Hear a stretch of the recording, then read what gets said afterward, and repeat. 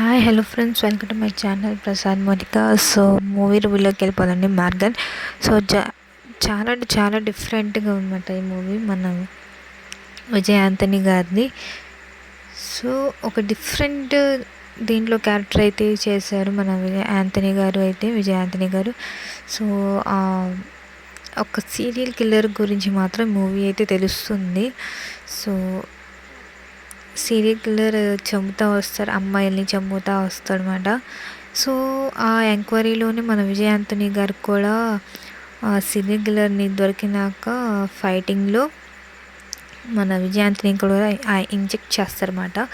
So ఇప్పుడు అమ్మాయిల్ని చంపుతారు కదండి. ఆ చంపినప్పుడు ఆ అమ్మాయిలు అందరూ బ్లాక్ కలర్గా మారిపోతారు. అదండి పాయిజన్గా మారిపోతారు అన్నమాట. మొత్తం బాడీ పైనుంచి కింద వరకు ఒకే కలర్లో ఉంటారన్నమాట, బ్లాక్ కలర్. సో అదే ఇంజెక్ట్ మళ్ళీ మన విజయ్ ఆంటనీ గారికి పెడతాడనమాట ఆ సీరియల్ కిల్లర్. సో తర్వాత పట్టుకున్నాక తెలుస్తుంది ఆడే చంపాడని. మరి దేన్ని చంపాడో మీరు తెలుసుకోండి మూవీ చూశాక, ఎందుకు చంపాడో అసలు. సో చాలా అంటే చాలా బాగుంది మన విజయ్ ఆంటనీ గారిది. సో ఆపోజిట్గా విలన్గా చేసి మాత్రం అల్లుడు గారు, అదండి మామ అల్లుడు అంటారు కదండి. సో సేమ్ అంతే, ఆపోజిట్గా అల్లుడు మామ చేస్తారన్నమాట యాక్టింగ్. సో ఒక డిఫరెంట్ వేలో తీసుకెళ్ళారు మూవీ అంతా. మార్గాను వాటర్ కంటెంట్ నుంచి.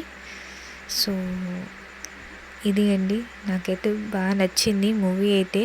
మార్గన్ అనే మూవీకి టైటిల్ కూడా కొంచెం డిఫరెంట్గా ఉంది. సో మన విజయ్ ఆంటనీ గారు కూడా ఇంకా పెద్ద పెద్ద హిట్ అవ్వాలని కోరుకుందాము మూవీ.